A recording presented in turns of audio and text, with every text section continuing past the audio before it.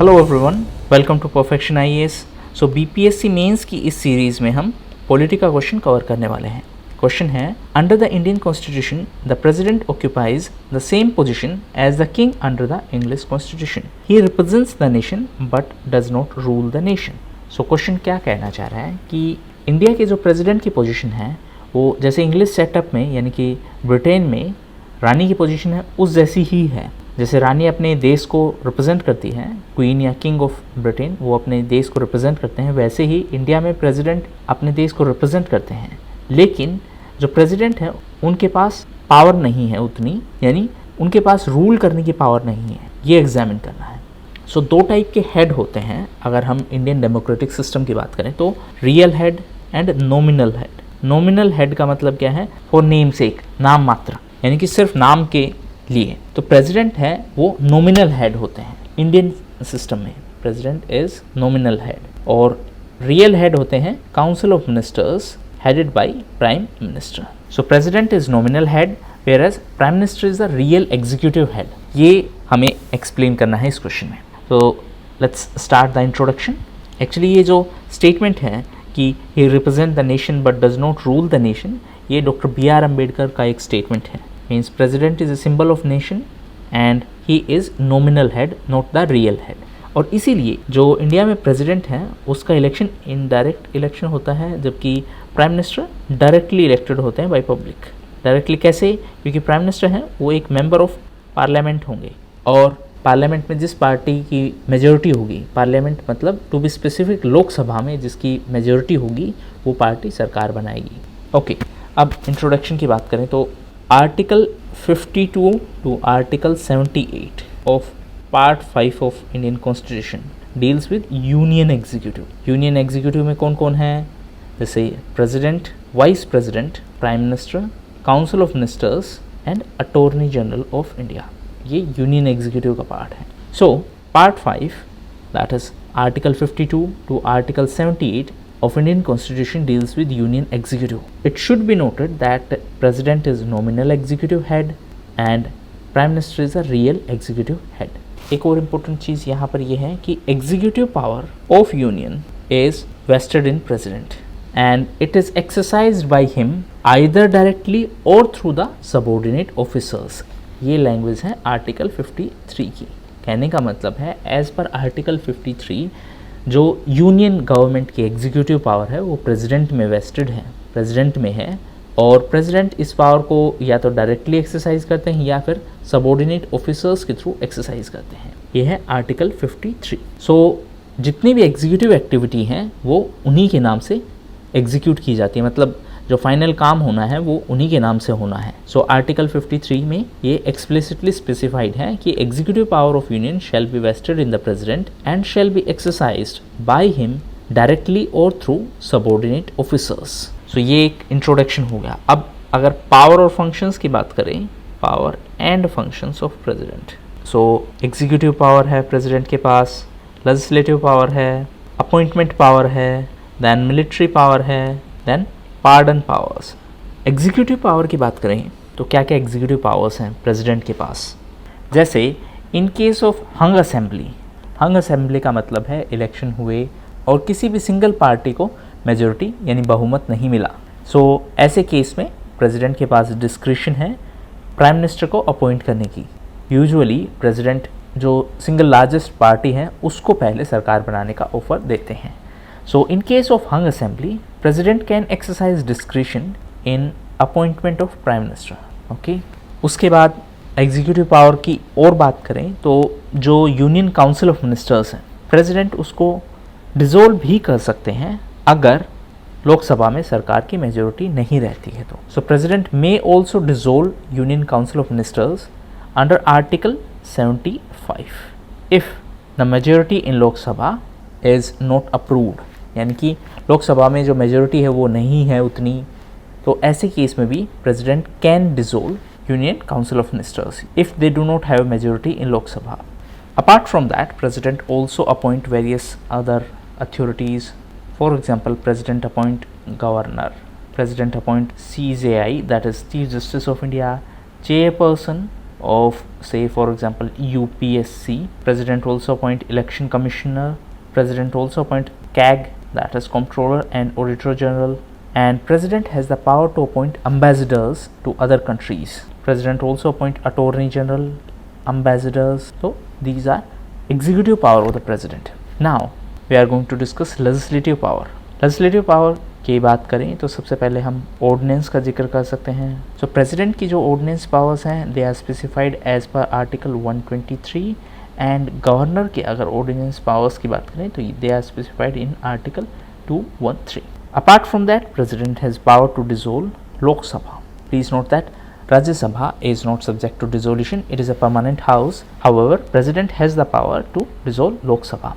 Okay, in case of bill, if a bill is passed by both houses, then it is sent to President for his approval, and only then, that means only after the approval of President, a bill can become act.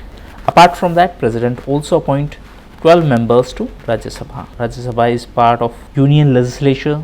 So, President appoint 12 members to Rajya Sabha. Apart from that, President also address inaugural session. President also fix the date for election of speaker. These were legislative powers. Now we are going to discuss emergency powers. So under emergency powers, President has the power to declare emergency. Now President can declare national emergency as per Article 352, state emergency, or President rule under Article 356, and last one is financial emergency as per Article 360. Next is military powers. So President is the supreme commander of Indian armed forces.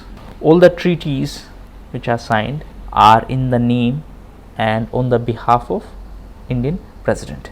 So if we are signing, we means we as a country are signing a treaty with any other country, then these are signed on behalf of Indian President. In addition to that, President have pardon powers. So these pardon powers are as per Article 72 of Indian Constitution versus Article 161 for governor. So President of India grant pardon, reprieve, remission, respite. So all these are part of pardon powers of President. Now as we have seen in these slides that President has almost all the authority. However, the effectiveness of his power is very limited because these powers are exercised on the advice and recommendations of Council of Ministers, and that Council of Ministers is headed by Prime Minister. So President act as per the recommendations of Council of Ministers, and this Council of Ministers is headed by Prime Minister. Now suppose the Council of Ministers gave any advice to the President and President did not like this advice. So President can send this bill for reconsideration. It should be noted that President will have to accept and follow that advice again if Council of Ministers send the same advice after reconsideration. That means suppose this is Council of Ministers, they sent some advice to President. President said okay, reconsider it, and they sent it again with or without reconsideration, that means with or without changes. In this case, President is bound to accept it and follow it. So here we can see that President is bound to follow it if the Council of Ministers send the advice again, that means send the bill again for presidential approval. So as per the Constitution, President must exercise his executive powers with the advice of Council of Ministers, and therefore there are certain limitations in the exercise of his powers. Why so? Why limitations? Because the Council of Ministers headed by Prime Minister is collectively responsible to Lok Sabha. President must exercise his executive power on the advice of this Council of Ministers, therefore his scope is very limited. So the real power lies in the hands of Council of Ministers headed by Prime Minister. For example, in case of pardon powers, these are decided that the decision taken by the President are not independent decision. That means the advice is sent by the Council of Ministers to the President and then President follow it. Similarly, in case of national emergency or President rule, or in case of financial emergency, that is being done on the recommendation of Union Cabinet. Similarly, in case of ordinance, in case of appointment of members of Rajya Sabha. So yes, there are certain instances when President acts as per the advice of Council of Ministers. However, the office of President is not a mere rubber stamp. It is still significant, or it is still important. Importance of office of President. A. President represent the nation. Be it national platform or international platform, President represents our country. President act as a bridge between India and rest of the world. Apart from that, in case of lost majority in Lok Sabha, President can dismiss the government. Apart from that, as per Article 78, the President has a constitutional right to seek information from the Prime Minister. So President has a moral authority, because President represents country, therefore he has a moral authority. He is not a mere rubber stamp. He may disagree to the decision of the Union Cabinet, and therefore he can ask for the reconsideration of decision of Union Cabinet.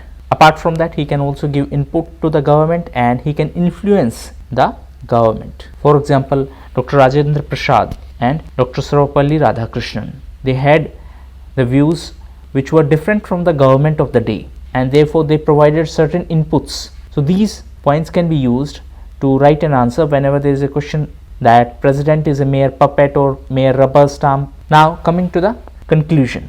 So in conclusion, we can write that India is a democratic country with a parliamentary form of government, and it does not have any presidential form of government like USA. Therefore, our president is a nominal head, not a real head. Presidential system like USA, वहाँ पर जो president होते हैं उनके पास बहुत power होती है, they are most powerful. But हमारे केस में एक पार्लियामेंट्री सिस्टम है. पार्लियामेंट्री सिस्टम का मतलब है कि पार्लियामेंट में मेजोरिटी के हिसाब से सरकार बनती है, और उस सरकार के जो मेन होते हैं वो प्राइम मिनिस्टर बनते हैं. सो पार्लियामेंट्री फॉर्म ऑफ गवर्नमेंट होने के कारण यहाँ पर प्राइम मिनिस्टर को ज़्यादा पावर्स हैं.